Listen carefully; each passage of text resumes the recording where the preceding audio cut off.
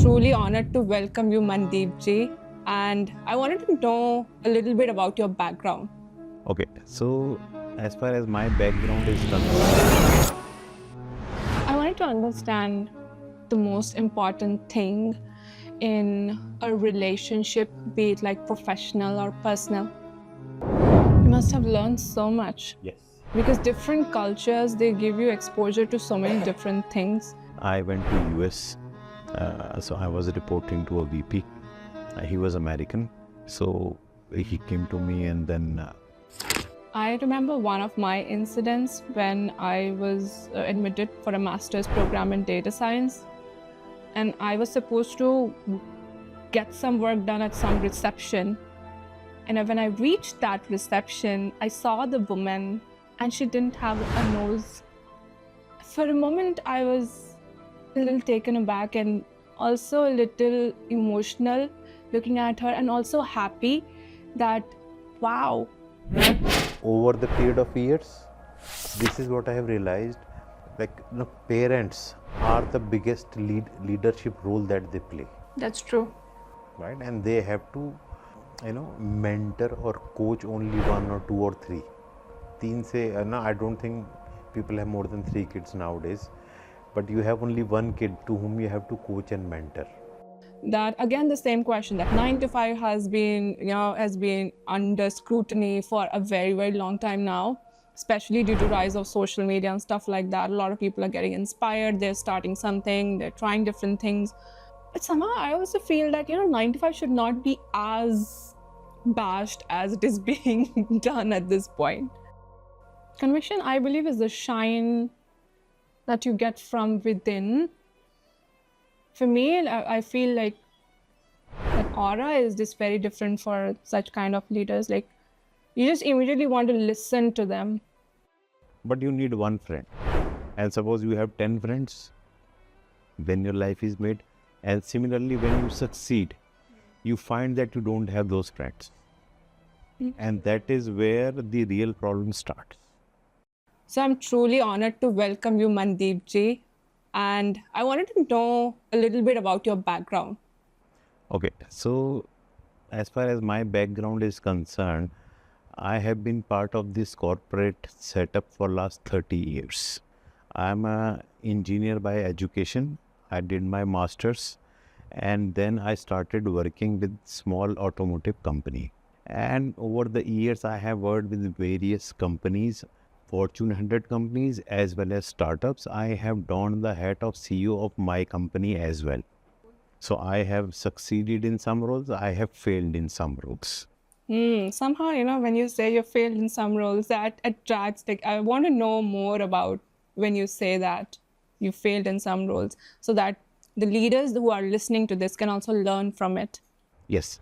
So see, the failure is not something which has to be treated as failure. It is the lessons that you learn from that failure which are more important and are going to stay with your life forever. And that Very is much. what you learn from your mistakes.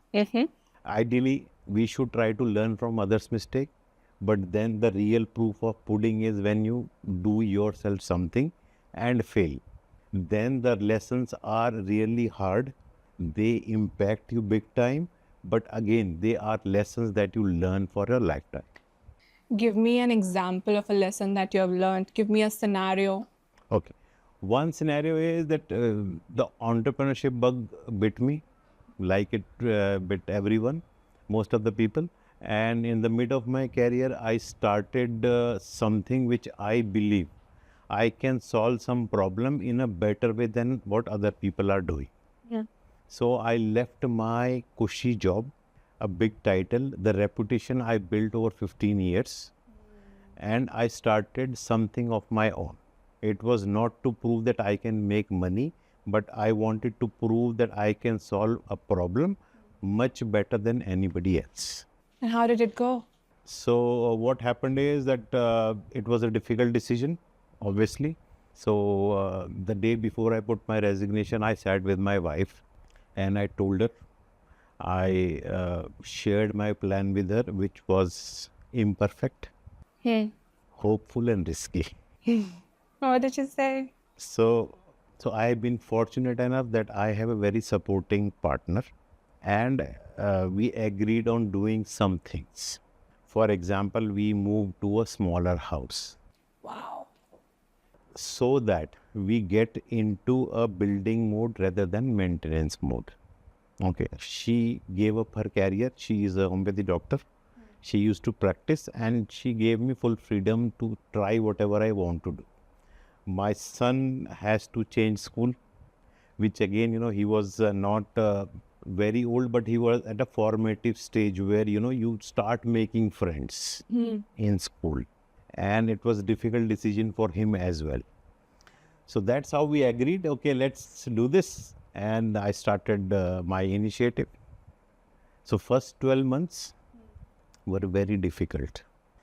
Whatever assumptions I had made, finance and market and all these things, all the risks became real.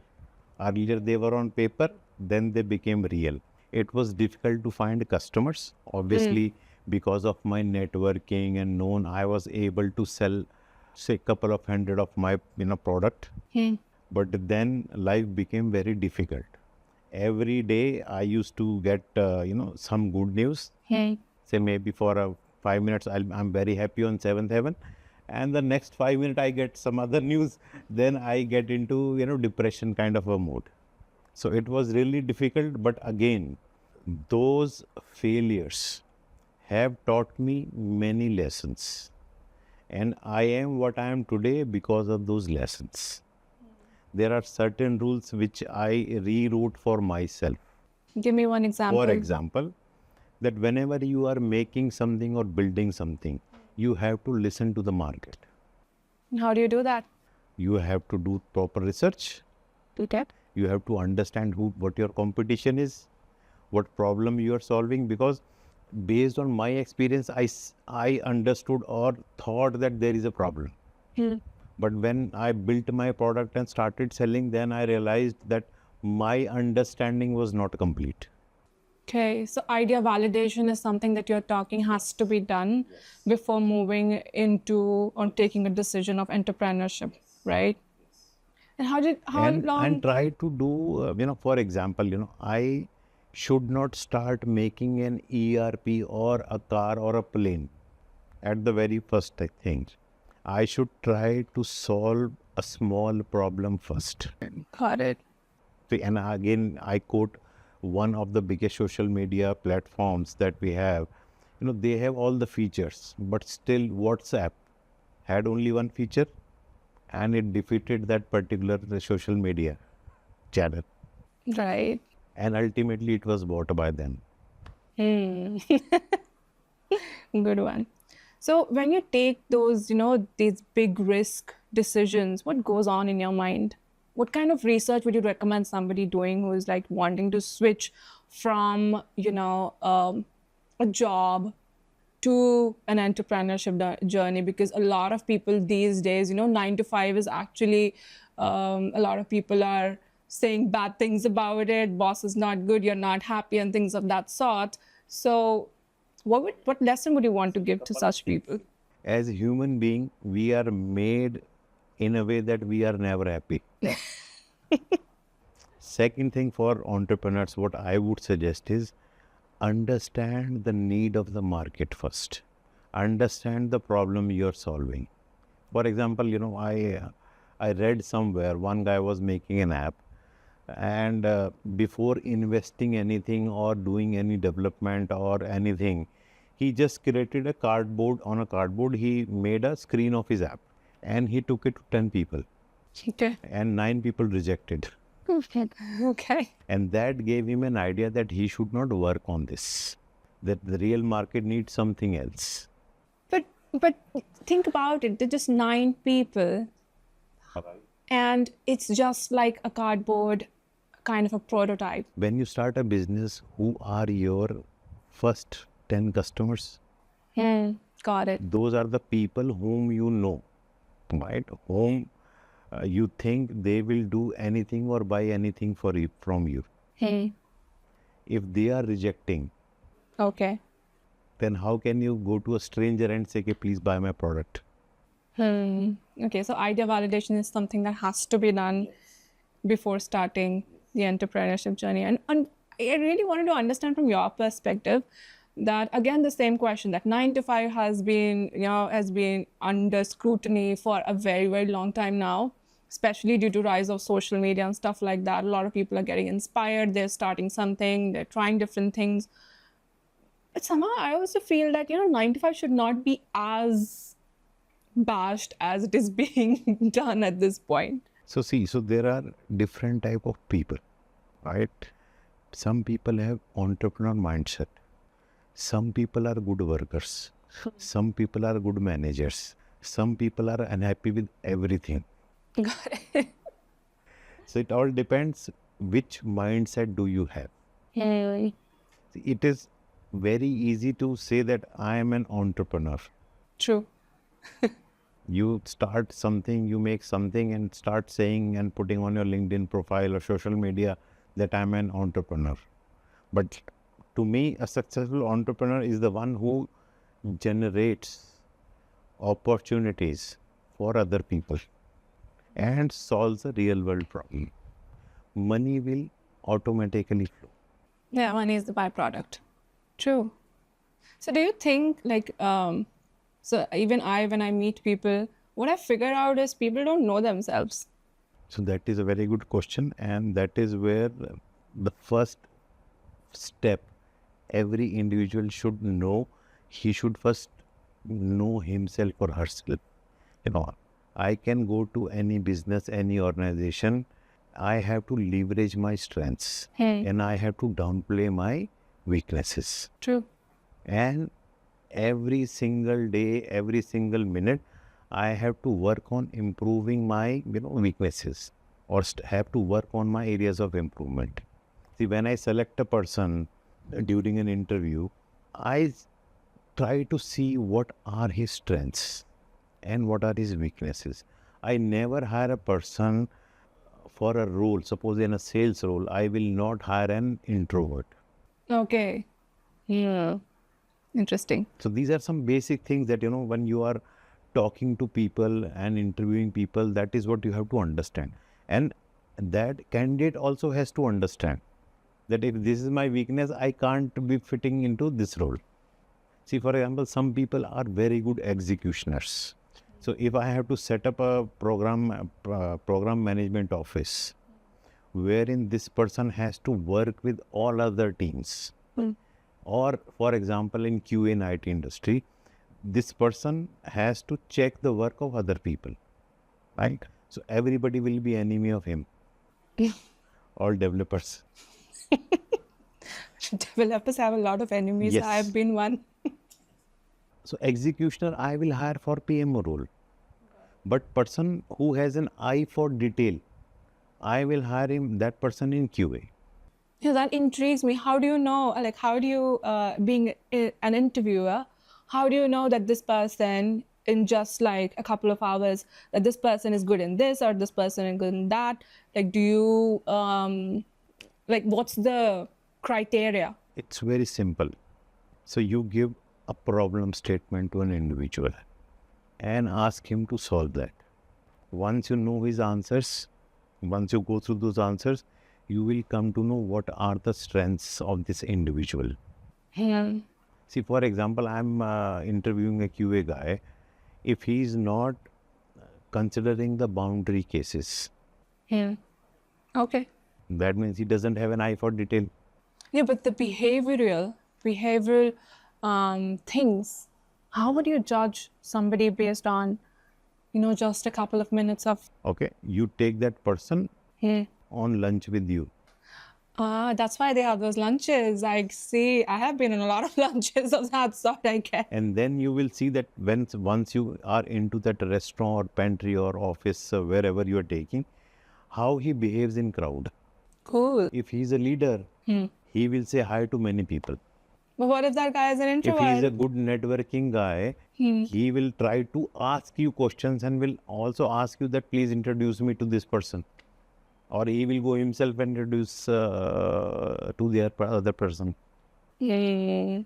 So there are small tricks which you can easily employ, and obviously going through the profile and based on whatever information is available on net nowadays, you can very easily make up and understand an individual. That's like, I think a couple So of for companies. example, I smoke. Okay. So I take that guy out for a smoke. What if the person doesn't smoke? Yeah, if it doesn't smoke, then I'll try something else. Interesting. See, for example, you ask that person you want tea, coffee, water, etc. as a pleasantry that you ask, as a this thing.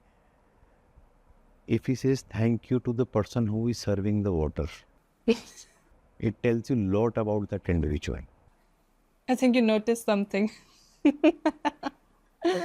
Okay. And that is how you decide in which role I have to fit that person, or the role for which I am taking the interview, whether this person will fit into this role or not. I, as a principal, interview to hire. I don't interview to reject. I think that's the mindset that is required. Let me sift through a couple of questions and see what should I ask. I want to understand, like, when we are children, we are given and bombarded with a lot of information by society, by our parents, peers, maybe now social media as well, and it shapes a lot about us. What's that one thing that you thought was true as a child, and now when you're grown up, when you look back at it now, you think that that's actually not true? Okay, I had a heroic belief that hard work is everything, and that if you do hard work, you are better than everybody else. You put in more efforts than everybody else, you will succeed. But that is only one part of the equation. There are many more things. How resilient you are, how intelligent you are, how better you can grasp the situation, how better you can work with a team. So soft skills, basically. So I only had hard work and hard work and hard work.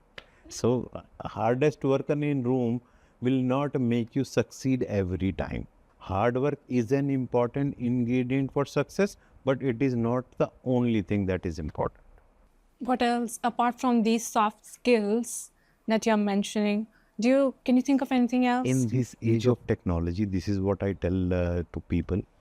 Nothing is difficult to learn and do. In the current organization, in the current corporate setup, it is the soft skills that you have will decide whether you will be a person who will be top on the pedestal, or you will be a medium, performing a person. That's true. And how well can you navigate a situation which is stressful and all these things? Because stress itself impacts the person on so many different levels, right from brain aging to mood of a person, irritability, anger issues, frustration, gut health issues. So the other thing I tell, some of my friends is, when you reach office, there are lot many things which travel with you to the office, right? That gas cylinder is not there, electricity is not there, this particular vendor has not delivered something. So there are many more things. Or there is a PTM if you have school going kids, or I have to deposit certain bills, and I have to settle my credit card bills. So many things travel with you to the office. Now it is your capability. How do you differentiate those two things, personal and professional? Suppose I had an argument with my wife and I reach my office, and the first thing in the morning I open my email box and there is a email which is kind of a blame game kind of thing that is happening. So what will happen to me? So now I have the option to react or to respond. So 90% of the people will respond. So react. Yeah. Only 10% people will respond. And these are the 10% people who climb the ladder very quickly. So that means, like, if we teach people to respond, rather than their reactive emotional behavior, there's a higher chance that people will succeed. Any decision that we take Right. has two filters, like one is head and one is heart. Okay. So now who wins the race? Person who reacts, his heart wins. Person who responds, he checks that decision through his head as well before responding to any adverse situation. Interesting. What do you do when you're highly stressed? What's your stress reliever? See, so stress normally, as I have read, so it is cortisol. Whenever there is an adverse situation, body tries to preserve, and there is a cortisol released, and happiness hormone is dopamine, Right. right? So now I have to make balance between these two. So for me, hitting gym every day. How long have you been doing the gym? So I have left gym only for 3-4 years when I got married, but right from the college days till now, that is, I have continued. Wow. Oh my God, that's massively impressive. Right. And then, in between I got injured as well, but that never stopped me from going to gym. My physician told me that, it is prohibited for you to go to gym because I had a slip disc. Again, I got injured in the gym. Okay. And then for 3 months, I was on bed. After that, I spoke to one of my cousin who basically owns a gym. And he said, do some physiotherapy, etc. After that, you come to me. Then I went to him. He said, you do these floor exercises. And start doing lightweight exercises. I started doing it. But if there is a gap in doing floor exercises for some days, only then I feel some pain. This means that you're massively disciplined, right? You understand how dopamine get released in gym. So there are young people, Right. right? They have also started doing gym. And when they look at you and come to you and ask you that, sir, how should I do this? That gives me a high. That, it also must be spiking your leadership. Yes. I wanted to understand what's the most important thing in a relationship, be it like professional or personal. Okay, so I will tell you two things. Right. First is, in professional world, we have to provide the emotional safety. See, why does a person stay with an organization? When he is heard, he or she, when he is respected, when he is rewarded and recognized. Right. So now how does a leader provide emotional safety? Leader sometimes should let his guards down in the terms that he should ask other people or people reporting to him that this is where I have erred. I don't know the solution of this problem. Okay. Okay. That will give a more power to person to come out without hesitating and giving solutions. I normally do, there is a term called management by walking. So I need to understand what my team is. For example, there are some people to whom I only say hi in the morning, their whole day is made and they are happy. Some people need a pat on the back. Okay. Some people only thinks of remuneration. Some people say that I think that they should go out with me on lunch or dinner, or I should have a cup of tea or a smoke or whatever with them. So I understand everybody's expectation and I try to meet all of them. That's a huge responsibility, right? And that is how you build team. The trust is the most important part. Right. That's true. Yeah. And that only comes when you give emotional stability to your team. Second thing, Yeah. what I have seen, and I have read also, I heard somebody also, and I was really impressed with that statement. that as the relationship gets older, the focus shift on bad things or bad qualities of your partner. Yeah. So what he was saying, that if you keep your focus only on good quality of your partner, you will never face any problem in relationship. I go back to same thing, react, respond. True. So I can choose the option what I want to do. If I want to create problem in a relationship, I will react. And If I want to continue that relationship, I will respond. Again, I will pass my decision or my option, whatever I choose, through two filters, head and heart. got it. I wanted to ask you about post-success depression, and the term refers to when there comes a point in life where you've almost tick mark almost everything, and then people question about their lives. Why? Okay, let me explain to you. Why does that happen? See, I have succeeded. I need now someone to share that success with, to talk to someone that I am successful. Leadership, the higher you go, so I would not use the words, but it is lonely up there. Yes. There has been, a study going on in Harvard from last 70 years Okay. that how you can improve your healthy longevity. Okay. That is only you can do if you have good friends or good circle. So for example, I was talking to one of my friends and we were discussing. So there was a big argument between us. Obviously, it's a friendly argument. And then I realized that you need one person, only one person, with whom you can talk every day without thinking anything. It can be about any topic. So there is, 100% transparency between him and you. You need only one friend. Talk to him 5 minutes for a day.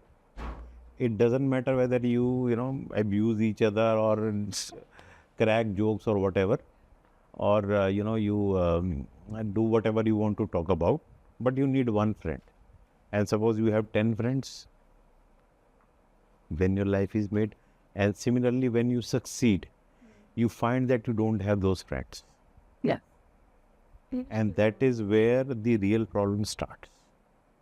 As you are saying that, people feel really depressed or stressed or whatever, because they have no one to share their success story with.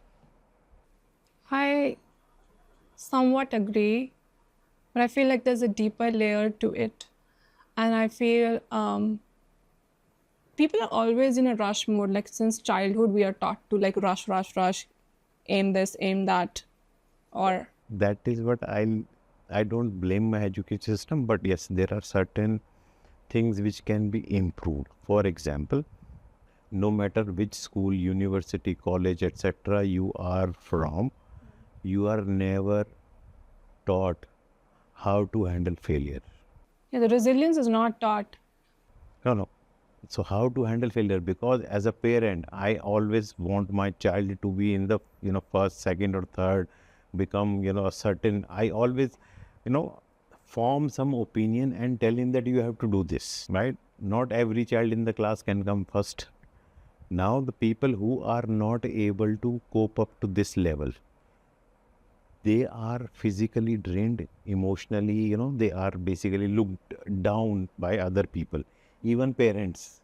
So now parents have the duty, even the teachers have the duty to teach kids how to handle failures.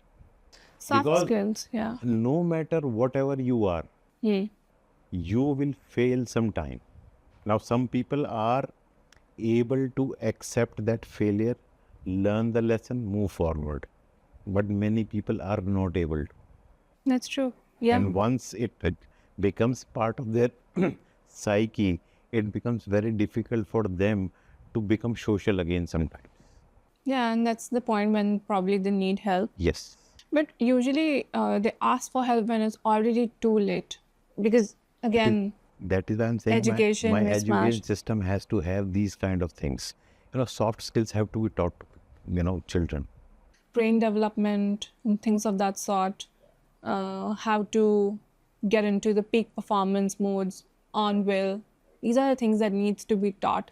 Not only I think we should definitely start from children, but also to people of like anybody, I guess. See, so there was a big trend of finishing schools, especially in the tier 2 and tier 3 engineering graduates. They were not employable only because of soft skills. Technically, they may have been much better than any tier 1 city college, Soft skills. but soft skills were not there, and that's the reason why big IT companies even did boot camps in tier 2 and 3 colleges, and based on that they did a campus interview and then selected those people. Even did campus interview, selected those people, did a boot camp, not to improve only the technical knowledge but the soft skills as well. To survive in current corporates, you need those skills very much. It is very difficult to survive. See, we have seen people committing suicide and people getting into depression. Why? Because those soft skills are not there. Hmm. You have worked with, really good people, top leaders. What do you see is different in those people as compared to the couple of leaders that you might have worked with who are not there yet? What I want to ask is like, what does it take to become the top 0.1% leader? Okay. So I have been fortunate enough to have worked with really good leaders and also not so good leaders. All of them were successful. Right. The good leaders, they have many different qualities. For example, if you look at your hard skills, I'll say they were very good with numbers. They knew whom to select in their team. They empowered their team members or their reportees. They didn't afraid to delegate. They never micromanaged. Yeah. Right? And if you say not so good leaders, they are successful to a certain extent. These are the things which makes them, not so successful. They may be good with numbers, but again, micromanagement. Right. That's a big problem. Trust, not empowering their, direct reports or team members. So, and one other thing I learned is some good leaders gave me full independence to do. Ultimately, they give me a one-liner expectation. Mandeep, this has to be done, and I need it by this time. After that, they never, came back to me, what is happening, how you are doing. Full independence was given to me. The project was delivered on time and with the better results what they have given me in a single liner. And that is how, you can differentiate between good leaders and not so good leaders. You've also worked in different countries. Have you seen any difference in the leadership of people who are working, like in US versus India? See, at a high level, there is not much difference. Yes. So I'm a certified Master Black Belt Six Sigma also from GE. Okay. What does that mean? So it's a process improvement methodology. Okay. And it helped Jack Welch to transform GE. I think I don't understand that. You need to explain it. It's a process improvement methodology. Got it. So you basically, it's a 5 steps or 6 steps depending on whether it's you are improving a process or you are designing a new product. So there is a proper tools defined, and this is what step by step process is defined. That is what you have to do. So we are taught one thing, that in God we trust, for rest everything we need data. Right. So data is what fuels your decision making. Right. So all the good leaders, as I told you, they are good at numbers. They look at data. They don't go by hearsay or, assumptions or something. Obviously, when you are improving a process or designing a product, there are certain assumptions you have to take, but then your curiosity should fuel that you should experiment those assumptions at a small scale Right. and before taking any big decision. Second thing we are taught in Six Sigma is that you can't eat whole elephant. Thing is that you have to, if you have a big problem, break it into small pieces and follow simple plan to check act kind of a thing on small problems. And once you are able to solve all the problems, big problem is automatically resolved. Basically first principles, right? Yeah, interesting. Somehow, I have not like worked, I wouldn't say like in India, I would say specifically with, I wouldn't say like top leaders and stuff like that. But my journey totally changed when I was in US, and then I worked with interned in a company. And I don't want to say much, but when I started interning, the value that these people have and the way they treat people, the way, again, it comes on value, responsibility. It's very, very, like my experience was very, very different. And I was shocked, to be honest. There's one incident that happened, and the CEO of the company, we were about to have lunch together. And for me, it was pretty normal. Like, let's say there's no seat at the table, and the guy came, and I said, like, okay, let me offer his seat. And my colleague said, you sit down where you are. Hey, he took his name, David, just grab a chair from there. And I was like, are you guys allowed to do that? And I totally remember I was shocked. For those 3 months when I was interning, I was shocked because I think in India, people revere leaders at some point. They put them on a pedestal, and it bothers me somewhere. Like, they're humans too, and nobody has a right to devalue, because I'm just talking from my experience, what I've had in India. That was a major reason I wanted to leave India. And then I've worked there. I've had like lovely experiences working. I didn't know like developer and QA could be friends.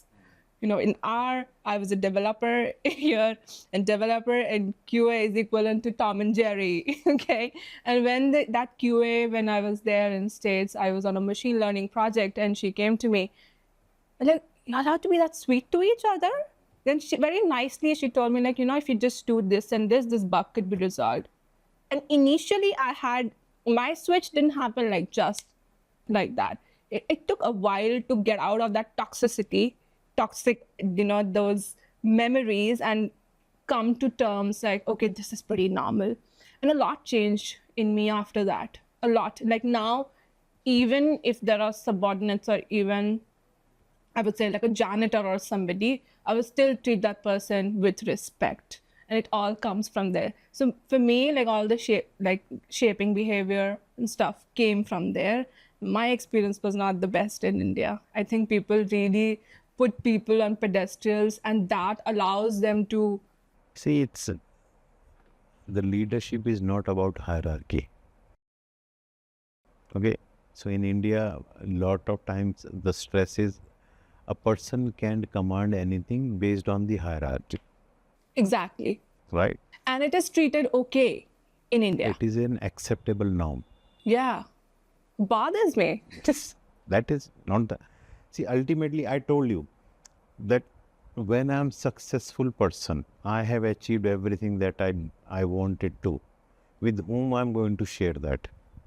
I will not have anyone if I only believe in hierarchy. There will be only sycophants who will say everything good about me, whether I'm saying right or wrong. But in my experience has been very good working with leaders in India as well as in US or UK or Middle East or wherever I have worked. See, one of my you're lucky, man. Yes, one of my leaders told me that Mandeep, if you want to grow, never marry a city.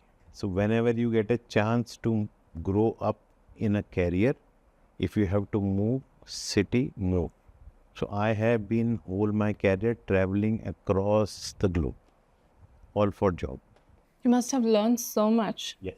because different cultures, they give you exposure to so many different things. I went to US, so I was reporting to a VP.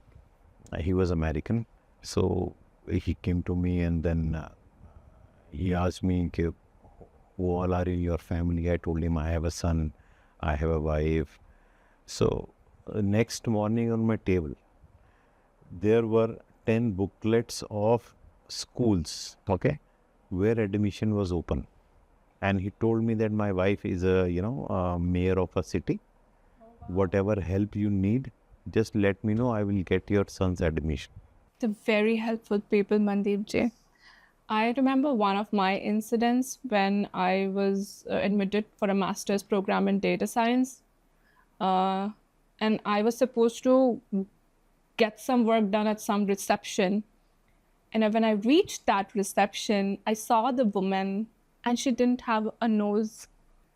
For a moment, I was a little taken aback and also a little emotional looking at her, and also happy that, wow, had it been some other place, maybe this person might not be considered for reception per se, because you would be greeting people, but they put her there. I'm telling you, like, my perception has widened to the levels that I couldn't imagine when I started working and like started seeing people there from different ethnicities. And there are so many instances that happen. These people are so helpful, but there are also people there who are slightly xenophobic, which is there in See, India that as you well. will So find again the percentage of these people right, versus percentage of good people yeah, is what you have to consider, and that is what defines a society. So you can have, if you have more good people in the society, everything is good. And you will always find some naysayers everywhere. that's true. Yeah, See the recent what is happening on H1B visas. yes, So there is a big backlash. You go to net and you will see that what yeah, it's America, trending. but not all Americans are like that. True. They understand the value what an Indian tech guy brings to them. They understand the gap. They understand the commitment because of whatever reasons. My like Indians go and work in US for various reasons. So whatever reason, but their commitment is very high as compared to any other national or citizen. Their work ethics is also amazing. They're very passionate about their work. That's I also learned that from there. Like in India, I have also seen people working for money. I was one of them, and after going there, I just looked at how passionate they are about their work, and it changed a lot. Again, Other thing I noticed, if it's a 9 to 5 job, right, they will start at 8:30, but dot 5 they will stop working, no matter what. yes, yes, I've seen that. An Indian working in US, Oh, come on, we know the story. and they will not even switch on their laptop, etc., for anything on weekends. Weekend, like, it's like a crime for them. Yes. And I've learned that too, again. Because if I would, in India, I would leave at like 5 or 6, my boss would look at me and like, oh, you're leaving early. So I'm not leaving early. Yeah. It's like considered so normal to leave like at 9 or maybe 10. It's, once you get into such environments, I'm talking again about the company that I was working as an intern. There was a guy who wouldn't take a lunch break so that he could leave at 4, and it was allowed, and it was fine. And he wouldn't have his lunch. The guy wouldn't have his lunch so that he could go and spend time with his family a little early. So I have been lucky throughout my life. I never had a manager who had this kind of attitude. I don't know what to call myself then. I definitely don't call myself unlucky, but yeah. But there were times Hmm. when I have worked for 72 hours at a stretch in an organization with my boss in the office. So there were certain deadlines that we had to meet, and then data as such, understand from the legacy system, it was so difficult to get data from that team because they are 9 to 6 people kind of people. And our job starts after 6 because then we have to get the data, analyze the data, create some insights, share with our leader, And then once he gives feedback, then we again go back to the analysis, data collection. So that becomes very difficult. But again, I spent 72 hours. So there was a whole team which spent that time, including my boss. That is required. Yes. Then That that's is fine. where you build the trust. Right. So for both of us, my leader and me and my team, we all were a close-knit kind of a unit. So we were given some task and we were told this has to be done this time. No matter what, we have to do it. And we did it. Deviating a little bit from the topic, I know that you have scaled a company from $0 to $70 million and valuation. Part of that part. Yes, you were a part of that company, and then you were also somewhat responsible in doing that. And you must have done this multiple times in your career of 30 years. You bring 30 years of experience. What I wanted to know was, in scaling the company to that extent, there must be some $1 million mistakes as well. And what were those, do you think? So now understand, I live by one sentence: fail fast, learn faster. Right. Right? And I have been fortunate enough, again I'm saying, that I have leaders who have given me the authority or some leeway that I can fail. That you can fail. Yes. That's important. But that is what they told me: if you fail, fail fast and learn faster from those failures. See, in this universe, nothing is straitjacket, nothing is first time right. You fail, you do something new, you fail, you learn, you implement, improve the process or the product. That is what Six Sigma has taught us. Okay. I want to go through the lightning round real quick. And what's the favorite book you'd recommend to young professionals? So I can't answer this question because I have so many. Give me 3. Okay. So I will tell you the writers: Paul Coelho Okay. and Amish Trivedi for Indian this That's thing. okay, yeah. And then anyone who writes on psychology. Anyone is a very big spectrum, sir. I like to read every book on psychology. Okay, so interested in psychology. So what would you be your alternative career if you weren't an engineer? My career will be a gym trainer. Okay. That's where your passion lives, right? Give me the worst advice that you've ever received in your life. So when I started doing new things, the advice that I got that you can't do it. That's a statement. That is what was advised, that it is not right or you can't do it. But I don't go with that advice. So I detest all the naysayers. One thing that you have grown to love about yourself that you did not like earlier about yourself. See, earlier I like everything about myself. You know, you don't want to tell me, or? See, so patience, again, over the years, again, I have developed the patience. So earlier I had very little patience when I was young. But now I have started learning the patience and loving it. If you have patience, things automatically will fall into line. So when you said earlier that When I was young. that you love everything about yourself, so you're telling me that you have not a single aspect where you have experienced self-hatred. Are you saying that? Self-hatred, out of the question. What do you mean? I always loved myself. That means you never have experienced self-hatred? No, never. Why do I feel? See, hatred is a very strong word. I might not be unhappy with some aspects of my life or my Yes. physical appearance or my, financial background or those kind of things. But I never hated. I mean, it's There were toned down. certain things which I, bothered me to a certain extent that I should improve those things. For example, I went to college. I asked my father to buy me a bike. So I come from a very humble background. So my father was a government employee. My mother was a housewife. I grew up with two siblings, one elder brother, one younger sister. So my father refused. So that is what hurt me. But I didn't hate myself that I'm not born in a family where car is given to a college going student.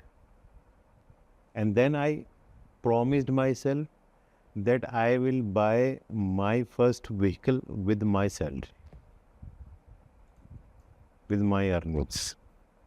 So, what do you love about yourself the most? I am able to follow discipline. That I can tell. Being a gym going person for the past, I don't know, decades, I guess. So that is what I like myself, and I have a better control. For example, in diet, I follow a strict control. That's, diet is 80%. Yeah. What's your favorite quote? My favorite quote is by Rolf. So don't go where the path leads. Go where you create your own path and leave the leads, or you leave the trail. Yeah. I think the major problem that people have these days is they are too much into the goal, and the eyes are on the goal, being sometimes over delusional and not being in the present and not taking the action that's required that will make you reach to the goal. And I've seen this, like I've been consulting people and I felt like this is so much problem. And it boils down to not having the capacity to stay in the present moment. Always rush, rush, rush. Nobody is taught to stay in the present moment, enjoy what you have, and just enjoy whatever resources that you're given, but they'll ignore everything, and then the mind says, I want the next thing. See, so our belief system is misplaced. See, from the very young age, I am, bent on that this guy has iPhone 17, 16, I should also have. But do I really need it? Can I afford it? Does it make sense for me to have that? Will it solve any problem? So it is the belief system that has to be relooked. Some children, who have a better upbringing, they don't get into those kind of, goal settings. Suppose, I come from, a person X comes from a village, right? He has never seen a city. His goal is that I have to go to US. Okay.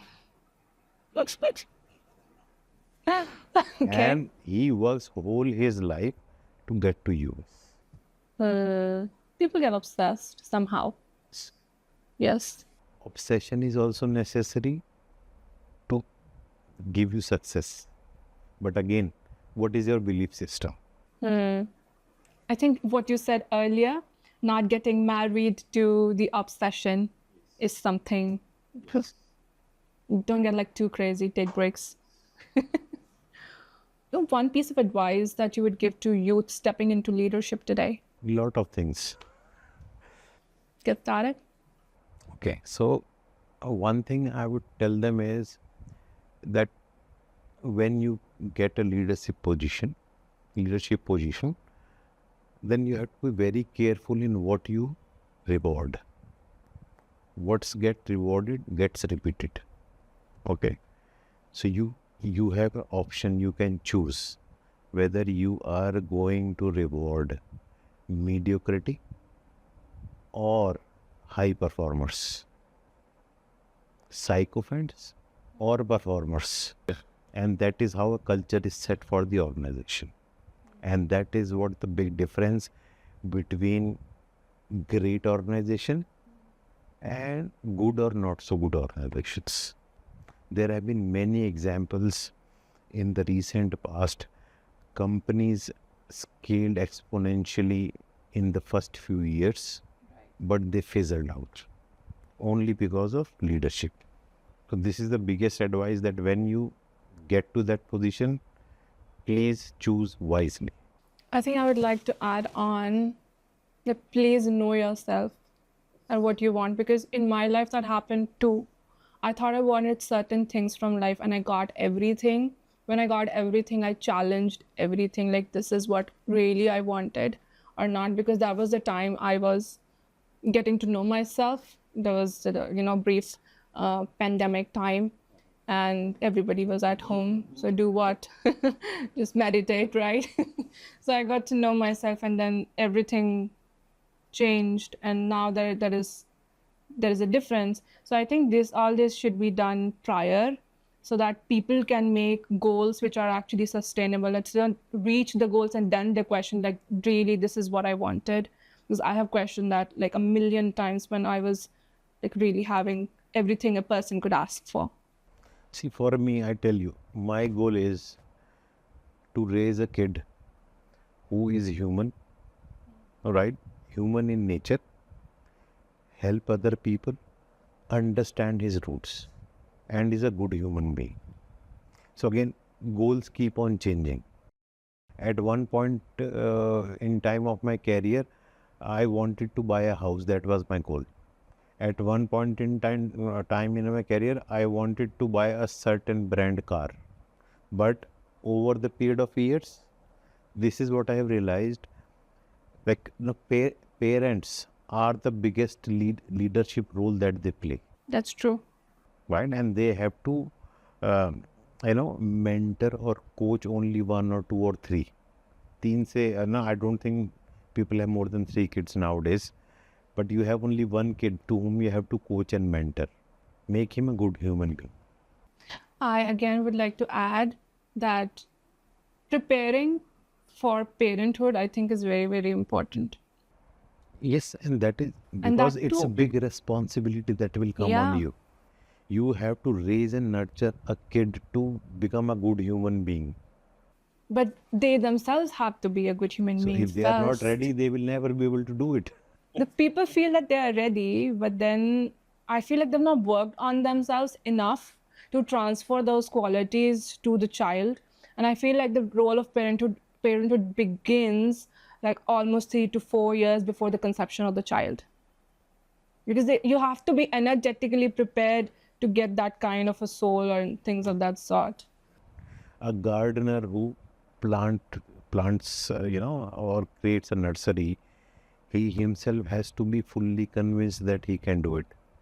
So the other thing that I learned from great leaders is the conviction.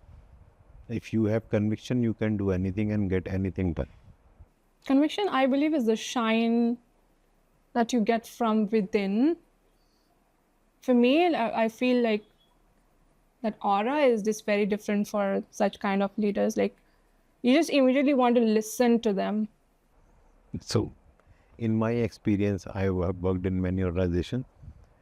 So I never used to believe that Tansen existed, right? And I heard stories that when he used to do Rag Malhar or Rag Deepak, etc., people used to feel that there are, small lights there, or there is a rain happening. I experienced it. So I was working with not Tansen, Oh, but in got corporate me life. for a second. So I was attending one sales call. It was a big deal, maybe around multi-million dollar deal. Person came from an organization, and he was a deal closer for that organization. He only used to go for final meeting with CEO and those kind of people. He came to that room, spoke for 10 minutes, and deal was signed. Wow. And the groundwork done by the sales team took 4 months for them to bring to this stage where he can come and talk to CEO. So I have experienced, I could easily relate that Tansen would have existed, certainly. It's all about that energy, right? And that so I spoke to a person whom he trained, okay? I was not fortunate enough to talk to that person. I was a very junior person, but I spoke to a person whom he has trained, and he said the biggest thing is the conviction. If you have conviction, automatically words coming out of your mouth are directly hitting your customer, and they will absorb it. If you don't have conviction, no matter whatever preparation you do, whatever language you speak, how fast or how good or how bad you speak, you will never be able to crack the deal. So it's about that energy, right? Work on it, clean it, keep the space element clean, and everything will get sorted. And that is what the, our old Indian culture tells us, that even if it is a stress or anything, the most important is prana or the breathing, and that is where from everything starts. That's true, yeah. And you, I don't need to tell you, because you already know, you are a evolved person in this. And this science basically is, if you are able to breathe in a certain rhythm, then you can, do anything that you want. Because if you know how to breathe, you practice, meditate, at one point in time, you will not need anything. I think, yeah. So one more question that I have is, like, you're so successful, you've been so many places, done so many things. What got you into numerology? So I have a strong belief that you have to continuously learn, else your gray cells start dying. Now at my age and stage of my career, there are very few new things that I do, right? And obviously, to keep my gray cells growing, I have to learn new things, right? I don't want to learn technology anymore, okay? So this was a natural choice for me, because I was reading a lot of things with this, internet and everything, and, those information available right now at your fingertips. It really got me intrigued in how I can use numerology to understand people, right? And that is where I learned. I got certified, and I have learned to use numerology in day-to-day life.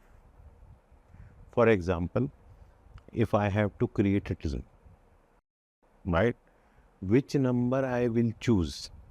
Who will be strategist in my team? Which number I will choose? Who will be executioner in my team? For example, suppose I have been given a team, I don't have the option to create a new team. Then I can understand what are the strengths of these people and which role will they fit. What is the area of improvement? So that tells me what kind of inputs or trainings I need to give to them. Yeah, yeah. So do you believe it to be that accurate? So we will do some, discussion sometime later, and I'll tell you how it is done. Okay. We're pretty much towards the end. I just wanted to know, we did a session together yesterday, a demo session. And how was it for you? See, so for me, the biggest achievement was that I was able to sit at one place without doing anything for a long time. And since a lot of things are happening, I could differentiate or isolate those events and focus on what you were telling me to do, which is not very easy for me to do. Tell me the change energetically. So, energetically, how do I say? I felt good. I can't explain it in words right now, but I felt really good after the session. And when, again, I have developed some understanding based on spirituality and, other religious stuff that I keep reading, that it is very, very easy for you to catch the energy of the person. See, once a person enters a room, you can feel negative or positive energy. So I felt positive. And just to add to your numerology thing, uh, I have put together all my learnings in Veda Spark, a site which I have created. And I strongly believe that astrology, numerology, or Vastu, etc., all these things are only your compass. They only helps you out in taking certain direction, what to do more in life, what to do less in life. So you are sailor and Veda Spark is your compass. So I think I'm going to put the link in the description. And this was the very end of the podcast. Unless you want to share something that I've missed or you wanted to talk about. No, I think for me the takeaway is for everyone is for the listeners and viewers. Whenever you need to decide on something, always have two filters, head and heart. Decide the purpose and then decide and then take the decision. So in this world, nobody is wrong, Right. Yeah. right? It's only the perspective. And If that's I'm true. taking a decision, from my perspective, it is right. From your perspective, it may be wrong. But when I decide, I have to think about everything. Yeah.